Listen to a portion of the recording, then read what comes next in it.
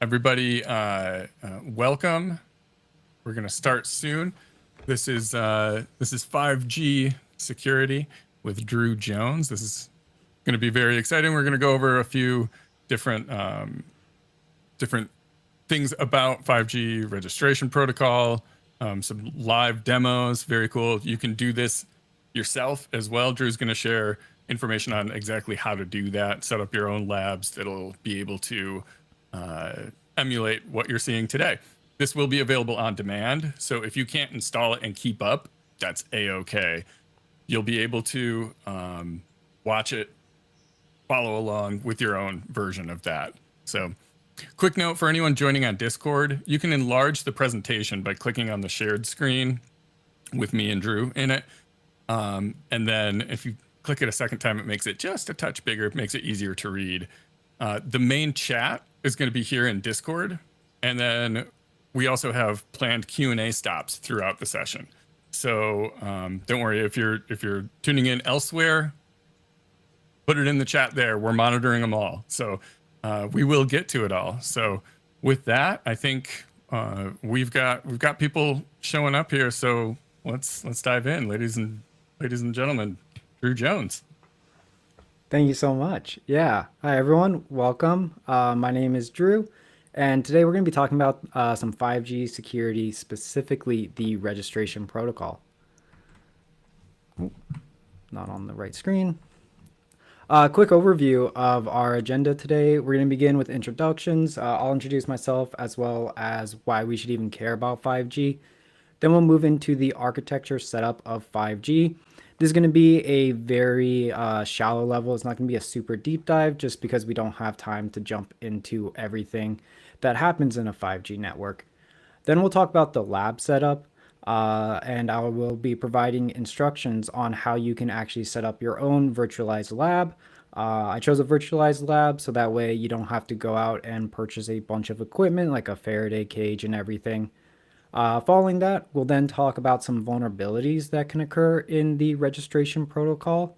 I've chosen 4 really interesting and important vulnerabilities we need to focus on.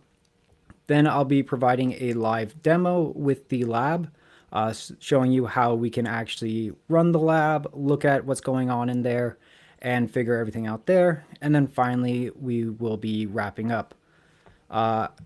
As we said, there will be planned stops for any questions, and I'll do my best to take a look at them as we go. So, to begin with the introduction, a little bit about me. I am a senior security consultant at Bishop Fox.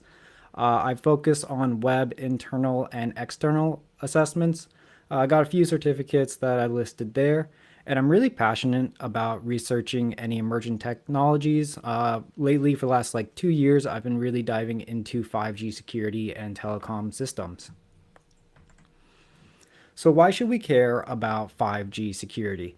Well, first of all, 5G is everywhere. At least in the US, all of the major carriers support 5G, as well as any companies that use a lot of operational technologies might be looking to switch to private 5G over Wi-Fi.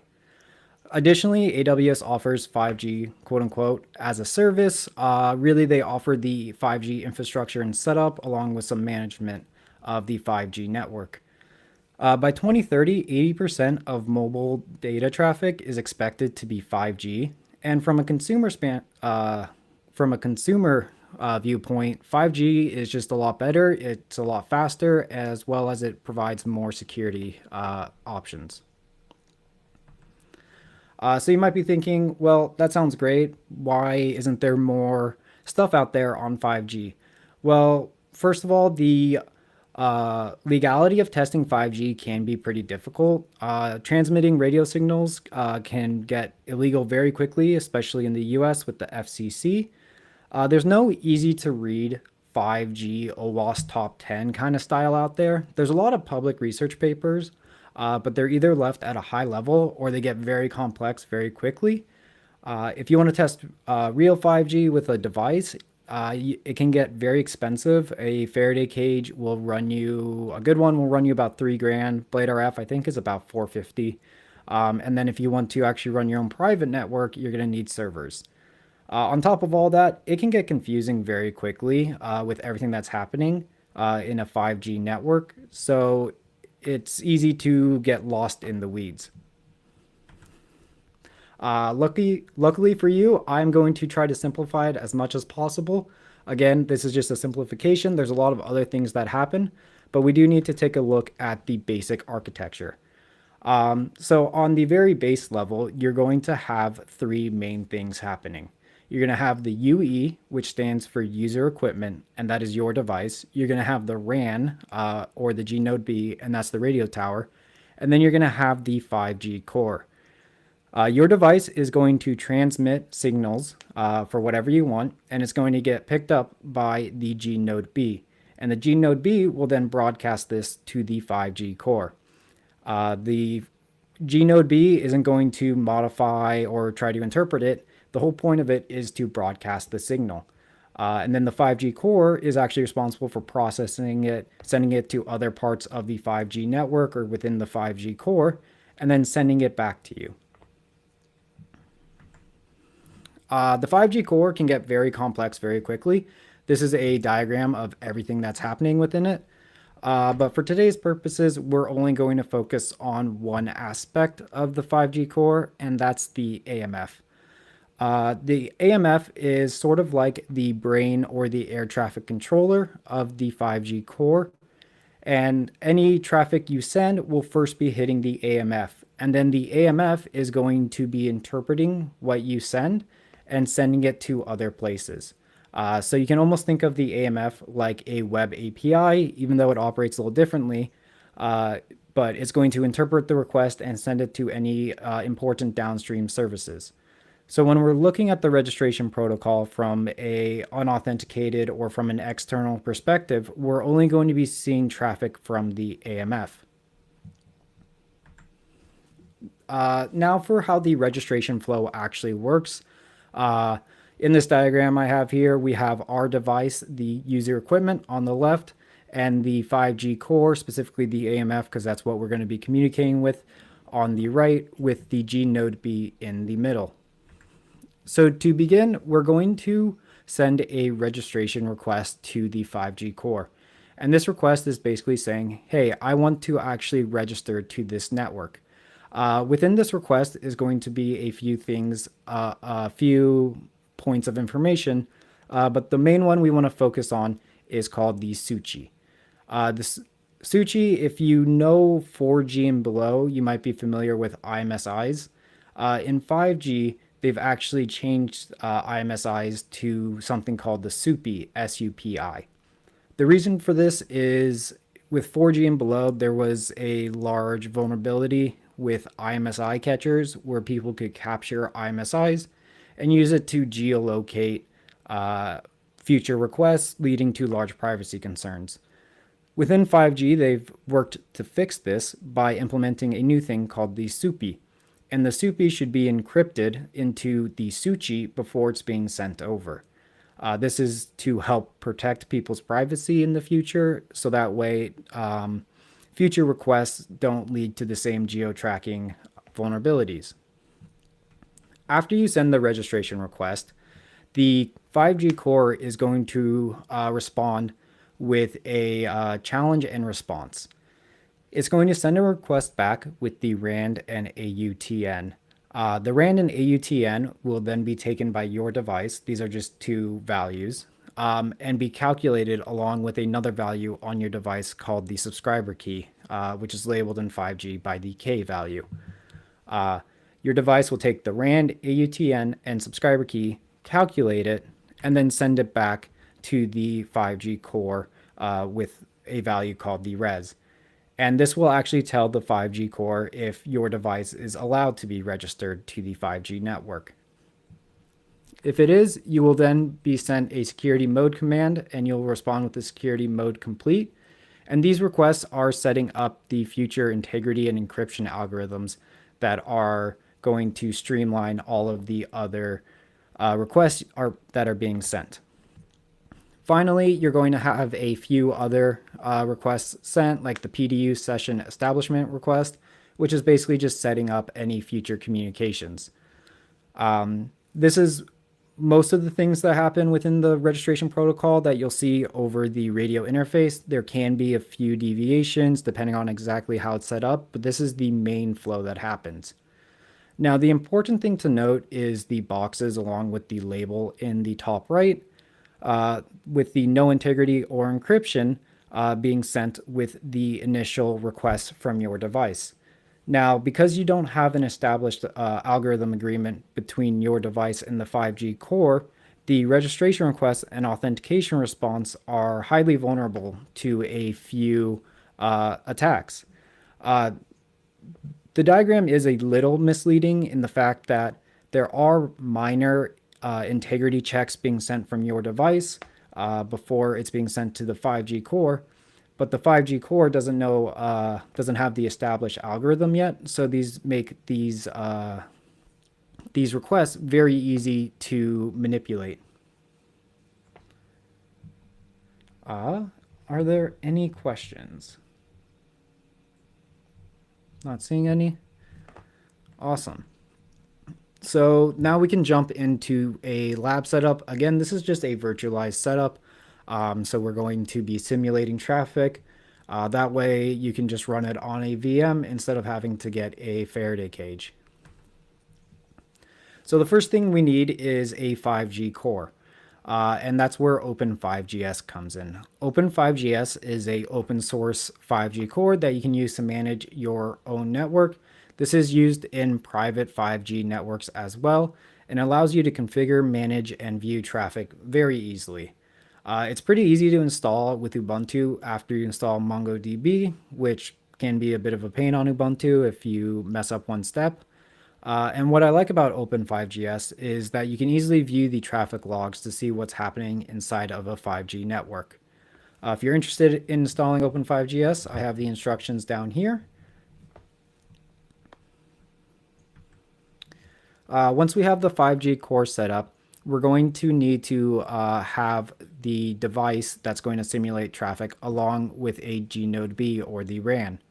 And that's where we're going to use UE RAN sim, which is exactly what it sounds like. It's going to simulate a UE and a RAM. This is all simulated traffic, so nothing's actually being sent over the radio interface. But it is highly customizable, so you can just supply it a config file with options you want to see how it might alter any traffic that's being sent. To install it on Ubuntu, because you're going to want to probably install it on the same device you install the 5G core, you're just going to need to install these and then make the repository after you clone it. So now we can talk about the actual vulnerabilities that can occur within the registration protocol. And the first one is one we've already touched on slightly, which is SUPI disclosure. Now the SIM card is responsible for encrypting the SUPI before it's being transmitted. But if it doesn't do that properly, within the initial registration request, the first request that's being sent, we can view if the SUPI or the SUCHI is being sent. So in the screenshot here, we have the initial UE message, comma, registration request. And within the traffic, we see a few things. We see the mobile country code, the MCC, which is set to 999. We see the mobile network code, the MNC, which is set to 70. And we see the MSIN, which is 00, etc. 2. Combining these three values, starting with MCC plus MNC plus MSIN, we can get the whole SUPI value. So in this case here, in this screenshot, there is no SUCHI being encrypted before it's being sent. It is only the SUPI. In the registration flow, sorry, there's a question. Every communication are encrypted except PDU session establishment step, correct? No. There is no encryption until after the registration has been completed. To make it more clear, the integrity in this case means that this traffic cannot be modified while in transit, and encryption means that it cannot be read in transit.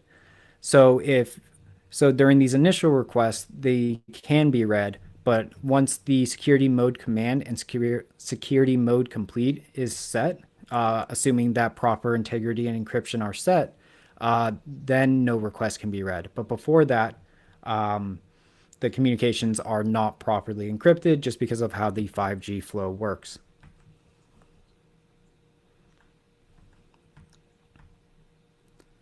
Which actually leads us into the next vulnerability, which is integrity and encryption algorithms. So like I just said, integrity ensures data cannot be modified by third parties, and encryption ensures data cannot be read by third parties. Now, before the security mode command and complete are sent, the UE is actually going to advertise its supported encryption and integrity algorithms to the 5G core. And then the 5G core will select and enforce the correct algorithms.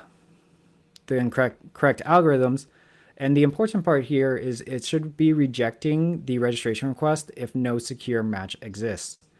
So in this screenshot, you can see that we have 5G EA0, which stands for encryption algorithm 0, which 0 is null encryption. And then you have 1, 2, 3, all the way up to 7. Now, for the most part, it's going to be 1, 2, or 3. And we have the same with IA0, which is supported. IA1 is also supported, so it will be using integrity algorithm 1, but it'll be using encryption algorithm 0, which is null. So that means any future communications between the user equipment and the 5G core is going to be using a null encryption. So this is important to ensure that the 5G core will take a look at whatever encryption and integrity algorithms that you want to use in the future communications and reject it if you're not using secure options. Now you might be curious as to why it's so important, because it might just be your device and you might be saying, well, my device will always select the secure options. Well, during those initial few requests, specifically the registration request, they are susceptible to a few attacks. The first one is a replay attack, which is a man-in-the-middle attack where an attacker is going to be capturing packets sent between the user equipment and the 5G core. Typically, they're going to be capturing them between technically the user equipment and the RAN G node B, because that will be where no encryption or integrity is happening. And they can replay, as the name suggests, these exact packets back to the 5G core. Now, this has a lot of potential issues that could happen, from denial of service to registering a rogue device, or it can even be escalated into a further attack, which is called a bidding down attack. Now, bidding down attacks are a offshoot of downgrade attacks. And essentially what they're going to do is they're going to manipulate the registration request to get it to whatever the attacker likes. Now, this is based off of SNI5ject, which I believe that's how you pronounce it. Could be completely wrong there, which was created by some brilliant researchers. And they found that within 5G, it's possible to force weaker or null integrity and encryption algorithms during registration, or even fall back to 4G or below.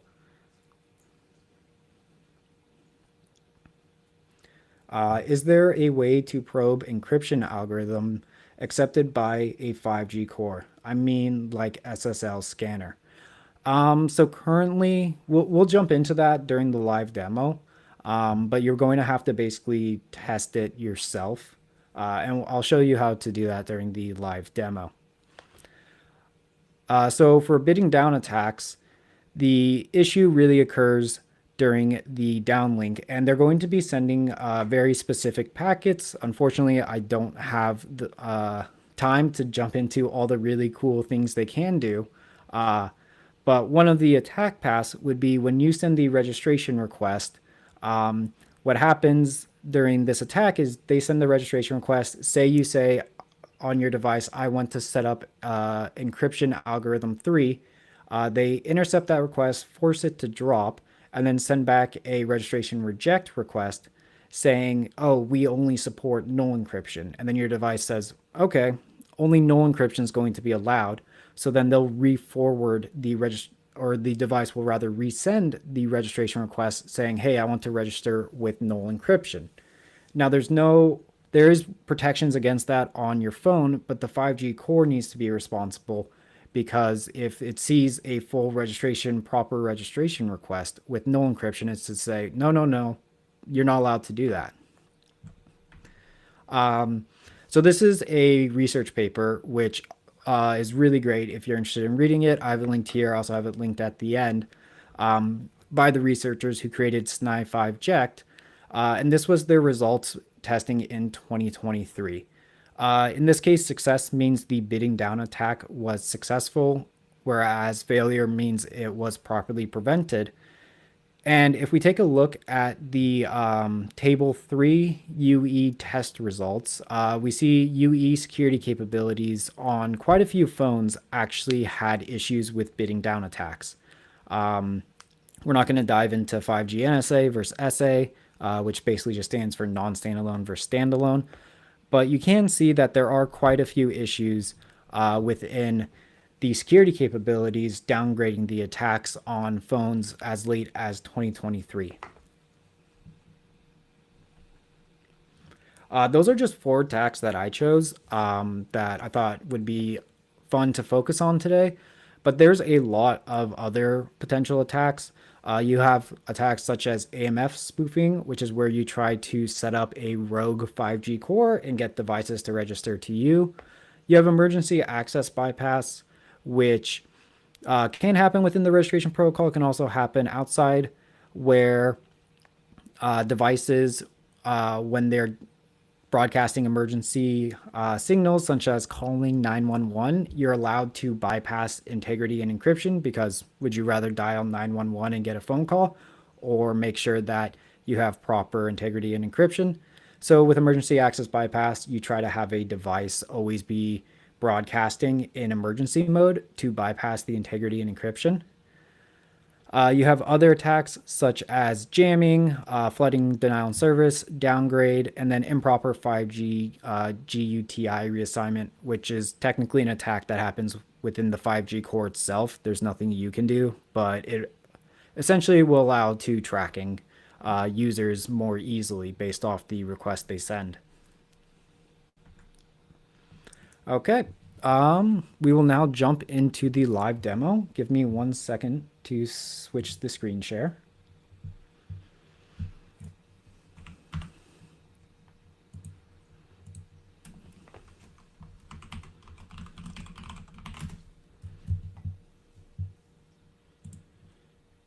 Share screen.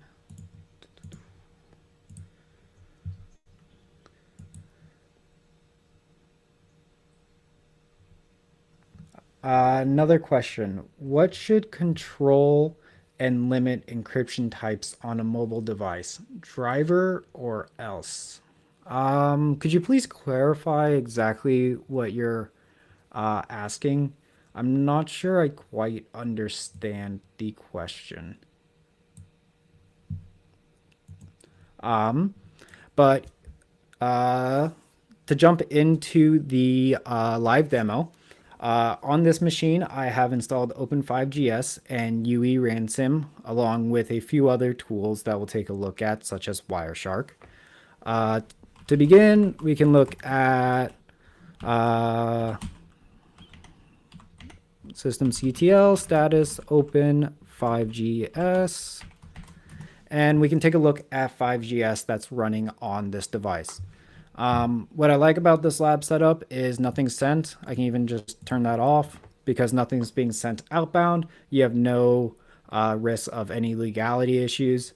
But for this, you can see we have 5GS all running. All these services should be up and running, and everything looks good there. Additionally, we do have logs for Open5GS. So if we cd to var log Open5GS, we have all of the logs here. Like, for example, we have AMF log, which is what we'll be taking a look at today, but you have logs for every 5G core service like UDM and UPF. the next thing would be taking a look at UE Ransom. So if we go to this folder, after you build it, you are going to be met with a few things. First is the build folder. So if we take a look at the build folder, we see we have a few ELF files. And the ones we're going to be focused on is new radio GNB and new radio UE. And whenever you run these files, you need to supply a config file. So if we go back to config, or if we cd to config, these are going to be the default files that are in there. And the nice thing about UE Ransom is they actually provide a file that's easy to use with Open5GS. So if we take a look at those files, we see quite a few options. So this is the Open5GS UE YAML file. And we see we have the option to set our SUPI, along with the mobile country code and the mobile network code. We have an option for SUCHI protection scheme. We have our subscriber key, we have our operator key, and we have a bunch of different options like the GNB search list, which is where it's going to be broadcasting for GNB traffic. We have slice configurations if we want to configure any of that. We have what we want to set our integrity and encryption to, and a bunch of other options that we can also add on to this. For the GNB, we have similar options. Obviously, it's going to vary from UE, but the important parts are the MCC and the MNC right here, which match our UE device that's connecting. We have where it's going to be broadcasting this information to the AMF, which this is preset by Open5GS. This is the port and the address it's going to run on. We have slice information, so it's very easy to run.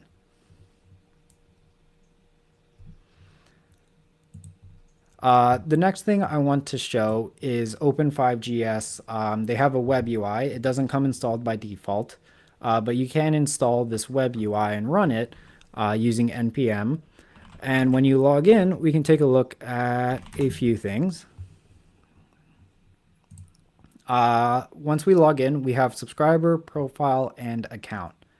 So under subscriber, we have the option to add devices to this network.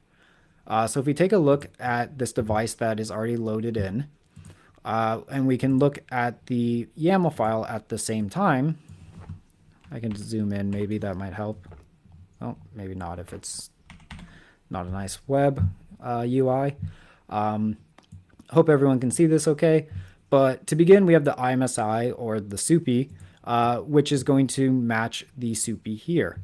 Additionally, we have other things that match like the subscriber key and the operator key, which is going to help us actually register to the 5G network. And if we take a look, there's a bunch of other options we can add for allowing this device to either register or options for once it does register.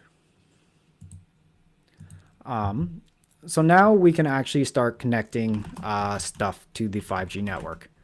So the first thing we're going to do is set up the GNB, and then we're going to supply it a config file with the Open5GS gnb.yaml.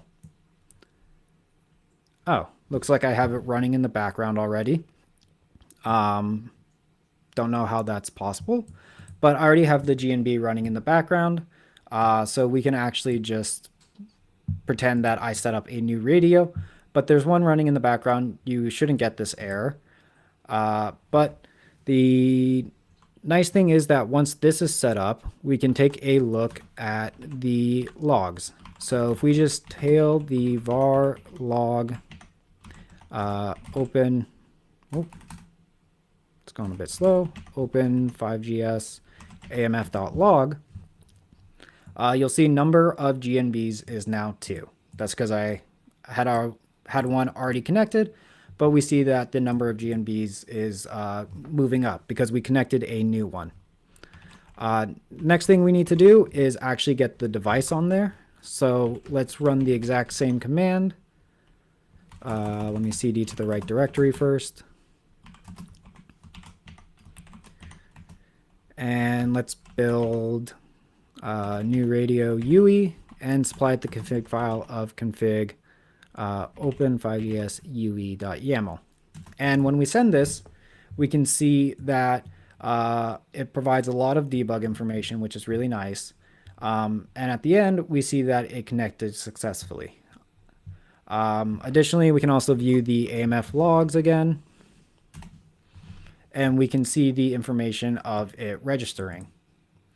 Now, if you're testing 5G in an unauthenticated perspective, you're not going to have access to these logs, which will tell us, pretty much all the information we need. So we need to run Wireshark. Now, I already have Wireshark running in the background here. I can zoom in a bit. And this was the this was the registration request that we just sent. My filter right now is NAS 5GS, if you can't see that. And if we take a look, there's going to be a lot of information. First of all, we see a pretty similar flow to what we talked about earlier with the registration request, authentication response. And if we start taking a look at the actual information that's being sent, we see the SUPI disclosure that we talked about earlier, right? Because I didn't enable SUCI, S-U-C-I, SUCI, for the UE ransom, we can see the mobile country code, the MNC, and the MSIN in clear text there. We also see the UE security capabilities such as EA0, 1, 2, and 3 all supported, along with the integrity algorithms 1, 2, and 3. Within the authentication request, we can see values like the RAND and AUTN, and then in the response, we can see values like the res. So we can see a very similar flow to what we talked about earlier, which is nice to actually dive in and explore this. Now, if I clear this real quick, we can start testing a few things to see what happened if we start changing stuff around. So if we go to the config file, and we go to the UE, we can start seeing what happens if we start saying, I don't actually want to support integrity algorithms or encryption algorithms. So if I just set this all to false, and I'll just do that for integrity and save it, we can then try to re-register the device and see what happens. And in doing so, we see that the initial registration failed with a UE security cap mismatch. Taking a look at Wireshark, hang on, to continue to try to register. Taking a look at Wireshark, if we scroll down, we can see that the encryption didn't change, but the integrity did. And the integrity says not supported except for the IA0, which again is null. So in this case, the 5G network is properly saying, yep, you only support null integrity algorithms. You're not allowed to register.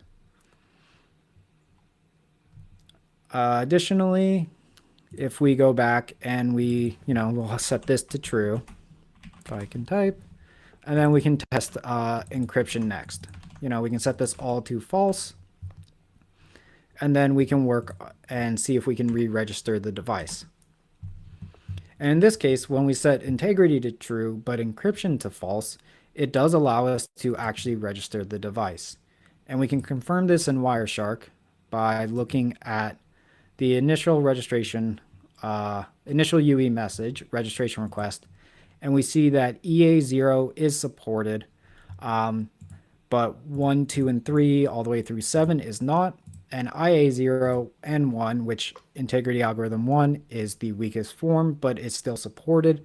So it's going to set up the integrity algorithm 1. So this would be an issue in a real 5G environment, that it actually allows null encryption to be registered. This is just the default settings of Open5GS, just because they follow the governing body, which is 3GPP, which says integrity must always be supported, but encryption has use cases where it's not. You can think of like IoT devices that don't matter. if people can read the traffic because it's non-sensitive information, but it can be a big issue in regular devices such as your phone or sensitive data that's being transmitted if encryption is not being properly set up. The next thing I want to show is what happens if we actually set some values to incorrect. So if we remember in the YAML file, these keys actually match what's loaded in here. And if we just change this value to something like D and save it, and we try to re-register, it will fail because the authentication response was not calculated properly.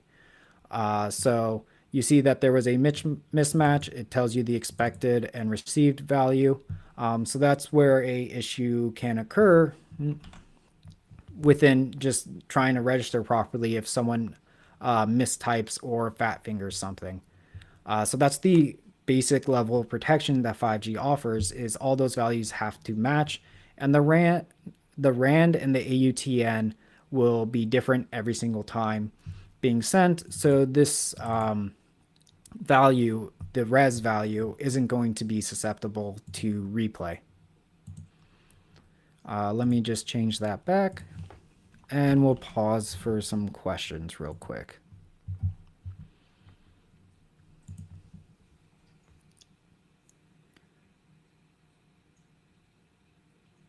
STTP is the transport protocol for every communication in the registration. It's RCC, STTP, and NAS, technically speaking.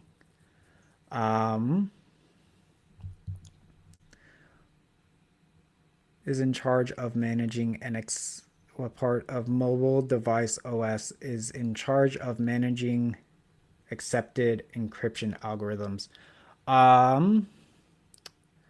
That's a good question. I don't actually know that on the top of my head, which part of the mobile device is in charge of managing the algorithms for integrity and encryption. Yeah, I don't know that off the top of my head. Sorry.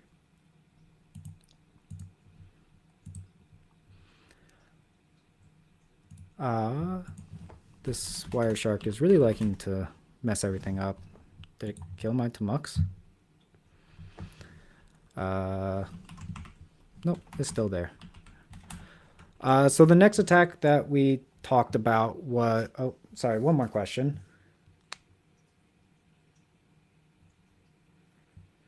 Where would these configuration issues be normally found? You mentioned IoT devices. Could this be a problem for service providers not enforcing them? Yeah, definitely it can be an issue for service providers not enforcing them. When I was talking about IoT devices, I just mean that obviously when you're using your mobile phone, you're going to want everything to be encrypted to the highest standard, along with the integrity algorithm as well. Some IoT devices, might not support encryption as far as your device does. That's a discussion for another time of why they wouldn't do that.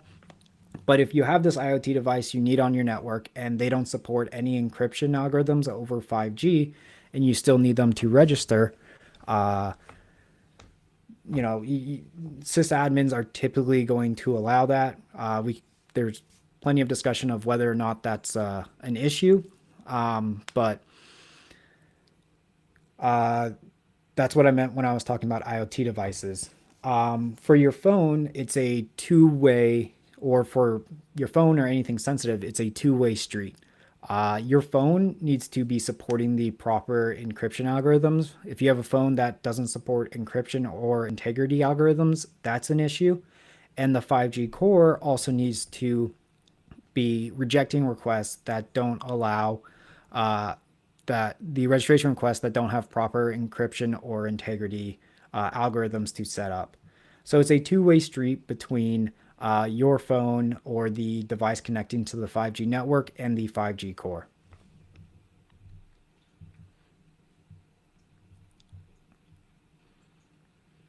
Awesome. I think that's all the questions right now. We have about 10 minutes left of the live demo, which gives me just enough time to show this one very cool tool out there. And it is called 5G Replay. And as the name suggests, it is a replay. It will replay 5G traffic. So I guess once you install it, make it, download MMT and everything, there's a few things that are important here. The first is going to be the rules file. And this comes preloaded with, I believe, 17 or 18 rules. I have cleared them out and just included one rule. Anytime you make a rule, you have to re-forward it, or re-forward it. You have to recompile or remake it rather. But I included this one rule, which you can also find on our blog post. This tool was initially built based off of what I've read to test Open 5GS fuzzing and looking for denial of service.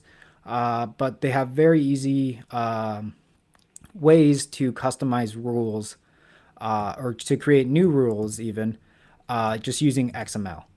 The second thing that is important is this mmtreplay.conf file, which I don't actually need to cat it because I have it open here. And this will tell 5G Replay how you actually want to replay the traffic. To start, we have the input, and there's two ways that 5G Replay can run. It can either be put in online or offline mode. In online mode, it's going to basically set up a rogue GNB tower to listen and replay that traffic. In offline mode, you're going to supply it a PCAP, and it will replay that traffic. I just have a PCAP here, which we can take a look at in a second, but essentially it's just the initial registration request. Additionally, you have quite a few other options in here. You have like output, how you want it to run, and additionally you have the forward rules, which is going to be pretty important depending on how you test. This is default configuration for it because again, it was meant to test this similar environment that we have set up here. But you have the forward, you have the number of copies, you have the output interface, as well as the IP you're going to be binding to. You also have the target to send it to. This is commented out. We don't have to actually edit this in our case, but if you want to test other stuff, you know, in a Faraday cage safely, you can definitely change these configurations around. Now, for the rule that we wrote, it's pretty straightforward, but essentially what it's going to do is it's going to forward the initial UE message with the registration request. 5G should be offering replay protections. If you take a look at that research paper I talked about, they say replay protections are pretty much in place everywhere, but I wanted to test this myself and make sure that it was actually working properly. So within this rule, we are basically just saying forward, and then we're sending the property ID of the initial UE message. So if we take a look at, let's just use T-Shark. T-Shark,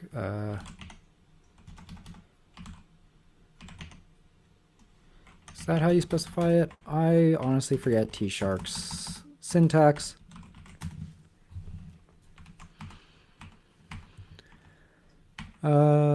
Interface capture. I'm sorry, I forgot T-Shark's interface. But this PCAP is basically just the initial UE message, which we can actually see when we run 5G Replay. So we can specify 5G Replay. It's going to want compile, info, extract, or replay. We're choosing the replay option. And then all we have to do is supply a config file, which is going to be mmt5greplay.conf. And it will spit out some traffic saying that it ran, and we can take a look at Wireshark to see what happened. So you see it sent it 4 times. And the first thing to note is we did not get a response. Now, if Open5GS was vulnerable to this kind of attack, it would try to actually register this device. The reason why this doesn't work is actually quite a few issues. First of all, the verification tag, which is that like sub form of integrity we were talking about when your device is sending the registration request, isn't going to be valid. There are some retransmission issues within this exact request we're sending. But you can actually see how we can easily forward requests, and everything else within this request is going to be the exact same, such as the mobile country code, the mobile network code, the MSIN, what kind of integrity and encryption we allow or accept, as well as everything else within this initial registration request.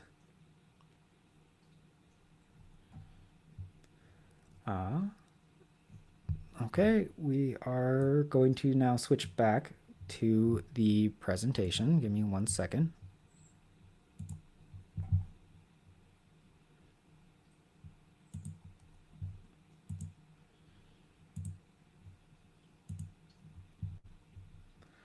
So that wraps up the live demo. Now for a... That's not correct. For a quick outro, you need to make sure that SUPI is being concealed via the SUCHI, and that integrity and encryption messages, that the 5G core must reject any requests that do not support proper integrity and encryption algorithms. Bidding down attacks are very much still alive within 5G. So that's why it's super important that the 5G core has to reject encryption and integrity algorithms. And if you're curious for more resources, there's quite a few good ones here. For example, within the research papers, Never Let Me Down, Bidding Down Again is a great one. If you really want to dive deep into 5G, 3GPP is the governing body of everything 5G, from architecture to security. Their papers are very in-depth, but they're free to read.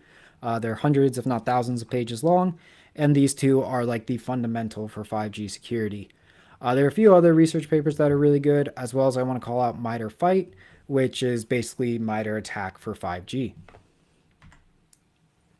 Thank you guys so much for listening. I believe we have about 10 minutes left for any questions.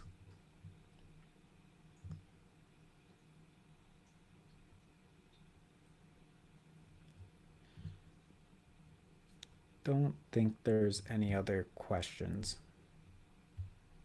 Oh, emergency call accepting no encryption is a common or regulatory enforced thing. At least in the US, yes. If you ever go to somewhere remote, like you're out hiking and you see on your phone, it says like emergency only, that's what essentially that means is, hey, we don't have enough bandwidth to actually support proper integrity and encryption. But if you really need to make a call or you really need to do something, you can do that. And it's going to be blocking, like if you try to go to google.com, it's gonna be like, that's not a necessary thing to do. But if you try to call 911, that's an emergency.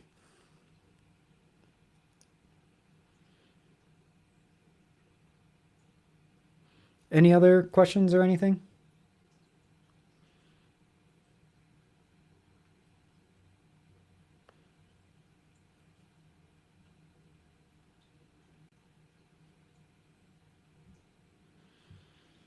Did you hear about the SIM server attack in New York a few weeks ago?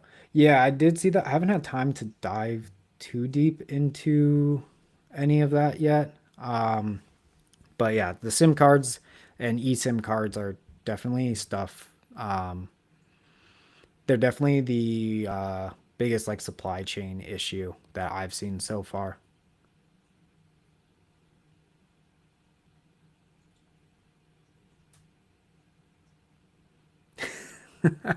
I was not in New York a couple of weeks ago. I live in the Bay Area, so not in New York.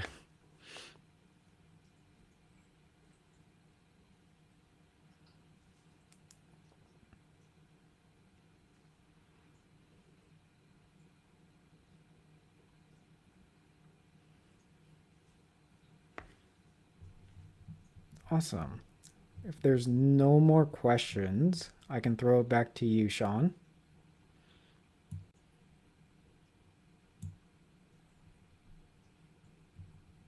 Hi, yes. Thank you so much. That was very cool. I mentioned in the chat here on Discord, but for anyone watching anywhere else, if you want to try any of these techniques that he demoed today, the replay for this will be available. So you can set this up yourself we're including instructions on that. Where do you want to make those instructions available? We can put them in Discord, as well as I guess we could add them to the page for it, but we will make that available so you can try this yourself. And that replay should be available very shortly. So thank you so much for showing up.